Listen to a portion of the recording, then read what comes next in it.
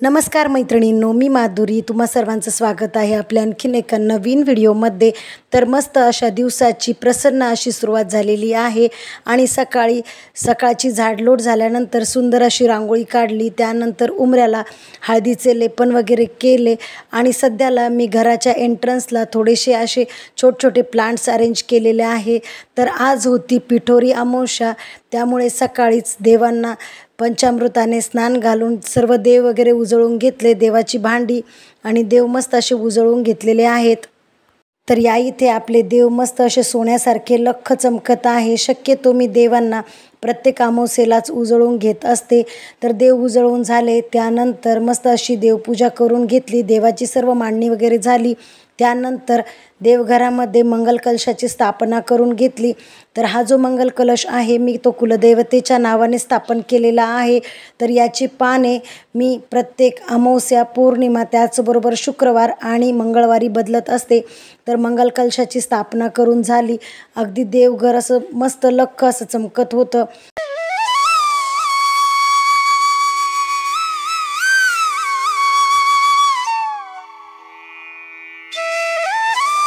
घरामध्ये सकाळी मस्त देवपूजा झाली, त्यानंतर झाडलोट झाल्यानंतर प्रसन्न अशी रांगोळी वगैरे काढली की घरातील वातावरण अतिशय मंगलमय होते आणि मनाला अगदी प्रसन्न असे वाटत असते।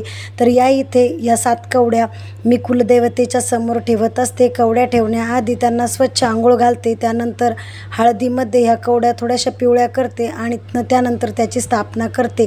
तर या इथे तुम्ही बघू शकता किती प्रसन्न आणि मंगलमय असं वातावरण आपल्या देवघरामध्ये दिसत आहे।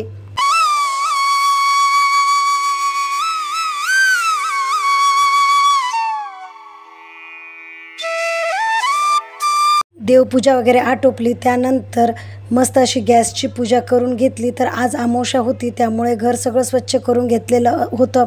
शक्यतो तर मी रात्री झोपतानाच किचन, भांडे वगैरे सगळं क्लीन करूनच झोपत असते, त्यामुळे सकाळी उठल्यावरती किचन वट्टा अगदी क्लीन आणि नीट असा मिळतो।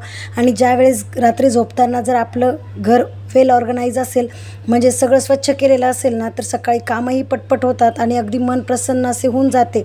तर ज्यावेळेस आपण गॅसची पूजा करतो त्यावेळेस आपल्याला अन्नपूर्णा मातेचा मी हा श्लोक म्हणत असते।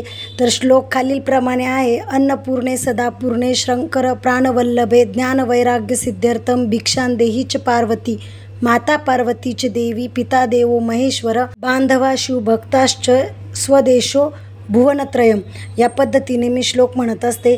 त्यानंतर या पद्धतीने ना मी किचन वाट्यावरती एक छोटासा दगडी चूल, त्याचबरोबर पाटा, वरवंटा, खलबत्ता आणि जातं घेतलेलं आहे। तर पूर्वीच्या काळी कसं होतं की ना, घरामध्ये ह्या सगळ्या गोष्टी असायच्यात, पण आता मॉडर्न जमाना आलेला आहे, त्यामुळे आपल्याकडे ह्या सर्व गोष्टी विलुप्त झालेल्या आहे।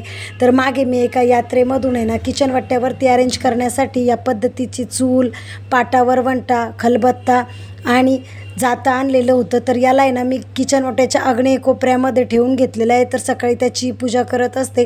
त्यानंतर किचन वाट्यावरती आग्नेय दिशेला या पद्धतीने एक दिवा लावून घेत असते। यामुळे ना अन्नपूर्णेची सदा आपल्या घरावरती कृपा असते। तर सर्व पूजा वगैरे करून घेतली, त्यानंतर मस्त गरमागरम असा चहा बनवून घ्यायचा आहे। तर आज आहे ना तर पिठोरी अमावस्या आहे आणि बैलपोळा पण आहे, त्यामुळे बैलपोळ्याचाही स्वयंपाक बनवायचा होता। तर बैलपोळ्यासाठी पुरणपोळी वगैरे बनवली नाही, कारण मुलांना पुरणपोळी आवडत नसते, त्यामुळे ना तर आज वेगळाच मेनू केलेला होता। तर या इथे मस्त असं गरमागरम आलं घालून चहा बनवून घेते।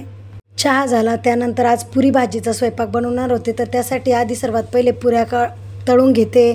पुऱ्या झाल्यानंतर बटाट्याची रस्सा भाजी, कोथिंबीर वडी आणि पुलाव असा मेनू बनवणार होते। तर आता आहे ना थोडक्यात मी तुम्हाला पोळा या सणाचे महत्त्व सांगते। तर पोळा हा सण आहे ना बेसिकली काय होतं की वर्षभर बैल आहे ना आपल्या कष्टाने आहे ना शेतकऱ्याचं शेत फुलवत असतो। तर त्याच्याच कष्टाचा सन्मान म्हणून पोळा हा सण शेतकरी साजरे करत असतात। तर या दिवशी ना केवळ बैलांचाच नाही तर शेतातील इतर गोधनांचाही शेती उपकरणासाठी उपयोग होत असतो ना, त्याची पूजा केली जाते। त्याचबरोबर खरीप हंगामाच्या पेरणीनंतर कापणीच्या कामात बैलाच्या मेहनतीचे फळ मिळाले आहे याबद्दल आनंद व्यक्त करण्यासाठी आणि धन्यतेची भावना व्यक्त करण्यासाठी पोळा हा सण साजरा केला केला जातो. अनेक ठिकाणी विशेषतः धार्मिक पार्श्वभूमीवर नंदी बैलाची पण पूजा करण्याची मान्यता आहे. त्याचबरोबर बैलाचेही पूजन शेतकऱ्यांकडून केले जाते.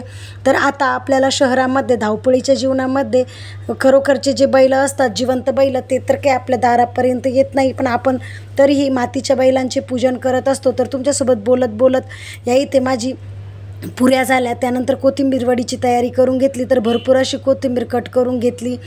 त्यामध्ये आलं, हिरवी मिरची, लसण आणि जिऱ्याची पेस्ट घातली.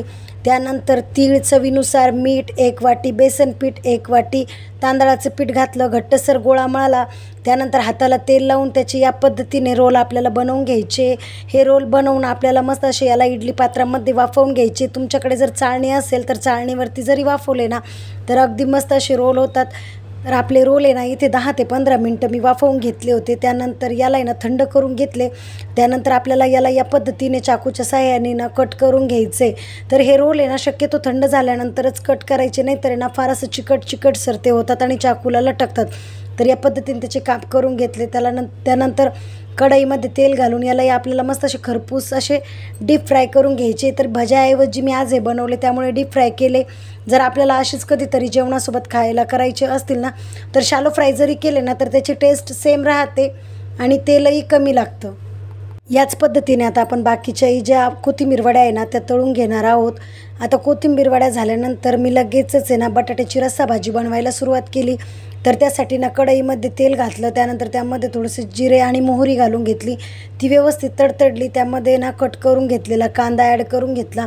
आता या इथे मी कांदा कट करून घातला. तुम्ही याऐवजी ना कांद्याची पेस्टही घालू शकता. कांदा, आलं, लसूण याची मिक्सरला बारीक अशी प्युरी काढून ती ॲड करू शकता. आता कांदा व्यवस्थित तळून झालेला आहे. यामध्येच मी ना एक बारीक कट करून घेतलेला टोमॅटो पण ॲड करून घेणार आहे. पाहिजे असेल ना तर टोमॅटो लवकर शिजण्यासाठी आपण यामध्ये थोडंसं मीठही ॲड करू शकतो. यामध्ये मीठ वगैरे ॲड केलं नाही, याला असंच परतवून घेणार आहे. आता हे व्यवस्थित परतवलं की आपल्याला यामध्येच आहे ना तर आलं आणि लसणाची पेस्ट ॲड करून घ्यायची. दोन्ही मी सोबतच याला मस्त असं मऊसर होईपर्यंत परतून घेणार आहे. ज्यावेळेस हे चांगलं असं मऊसर होतं ना तर त्याची ग्रेव्ही ना मस्त दाटसर होती. तर या इथं बऱ्यापैकी आपलं जे टोमॅटो आणि कांदा आहे मऊ झालेला आहे. तर यामध्येच मी ना थोडासा शेंगादाण्याचा कूटही ॲड करून घेतला. कूट याच्यासाठी मी तेलामध्ये ॲड केला की मी शेंगादाणे न भाजता कूट काढलेला होता, त्यामुळे तो कूट तेलामध्ये थोडासा परतवून घेतला. त्यानंतर याच्यामध्ये चवीनुसार आहे ना थोडीशी आपल्याला लाल तिखट घालायचं आहे. त्यानंतर हळद घालून घेतलेली मी आणि आपल्याला गरजेनुसार कोणताही मसाला आपण यामध्ये घालू शकतो. तर मी यामध्ये ना तर कांदा लसूण मसाला ॲड करून घेणार आहे. तर या इथे मी 1 ते 1.5 चमचा एवढा कांदा लसूण मसाला पण यामध्ये ॲड करायचा आहे. आणि या सर्व पदार्थ आहे ना आपल्याला व्यवस्थित असे तेल सुटेपर्यंत परतवून घ्यायचे. तर ही जी बटाट्याची रस्सा भाजी मी बनवते ना ती बॉईल केलेल्या बटाट्याची बनवत आहे. तर या इथे बटाटा बॉईल करून या पद्धतीने स्मॅश करून घेतलेला होता मी.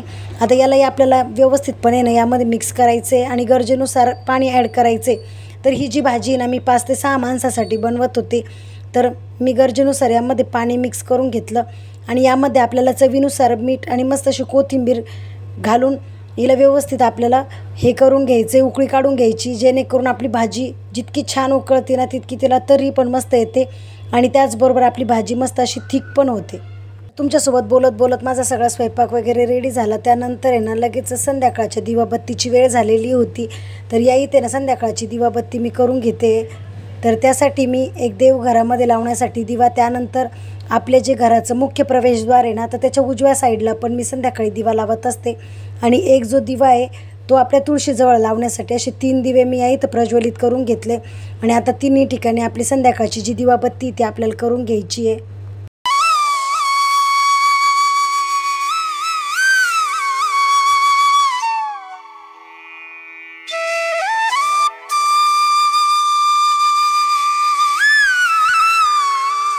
आपल्या घराच्या मुख्य प्रवेशद्वाराच्या उजव्या साईडला म्हणजे आपण घरात ज्यावेळेस एंटर करतो ना त्याच्या उजव्या हाताला जर आपण संध्याकाळी असा दिवा लावला ना तर असं म्हणता की हा मुख्य प्रवेशद्वाराजवळचा उजव्या हाताचा दिवा बघून आपल्या घरामध्ये माता लक्ष्मी प्रवेश करत असते. तर या इथे दिवाबत्ती वगैरे करून झाली. त्यानंतर 7 वाजता या पद्धतीने ना मी घराला आहे ना तर जे आपलं नारळ असतं ना तर नारळाने घराची नजर काढून घेतली. तर प्रत्येक अमावस्येला मी काही असं करत नसते, पण आज पिठोरी अमावस्या होती त्यामुळे ना तर घरावरतून 7 वेळेस कापूर लावून असे नारळ फिरवून घेतले आणि त्यानंतर मुख्य प्रवेशद्वाराजवळच आपण हे नारळ फोडून आहे ना तर घराची नजर काढत असतो। तर या पद्धतीने 7 वेळा हे नारळ फिरवून आता घराची नजर काढून घेते। दिवाबत्ती झाली, त्यानंतर घराची दृष्ट वगैरे काढली, त्यानंतर म्हटलं आता देवाचा नैवेद्य भरून घ्यावा। तर बऱ्याच ठिकाणी पोळ्याच्या सणाला आहे ना मुख्यतः पुरणपोळीचाच नैवेद्य केला जातो। आमच्या इकडेही तीच प्रथा आहे, पण मुलांच्या आवडीनुसार आणि आपल्या सोयीनुसार कधी कधी काहीतरी वेगळा मेनू करत असते। तर या इथे ना पुरी भाजी, पुलाव, कोथिंबीर वडी आणि मस्त पापड आणि कुरडई वगैरे तळून घेतली आणि त्यानंतर देवाला आहे ना तर नैवेद्य दाखवून घेत आहे। तर या इथे अशा पद्धतीने मातीच्या बैलांची मी पूजा केली आणि जो बनवलेला नैवेद्य होता त्याचा देवाला नैवेद्य वगैरे दाखवून घेतला। तर या इथे मी माझ्या व्हिडिओचा एंड करते। तर तुम्हाला माझा आजचा व्हिडिओ कसा वाटला मला कमेंट सेक्शनमध्ये नक्की सांगा। त्याचबरोबर अशाच नवनवीन व्लॉग्स व्हिडिओसाठी माझ्या माधुरीज रेसिपीज अँड व्लॉग चॅनलला नक्की सबस्क्राईब करा। या चॅनलवरती मी नेहमीच नवनवीन व्लॉग्स व्हिडिओ आणि रेसिपी व्हिडिओज अपलोड करत असते। तर मैत्रिणींनो पुन्हा भेटूया अशाच एका मस्त आणि नवीन व्हिडिओसोबत। तोपर्यंत बाय, टेक केअर।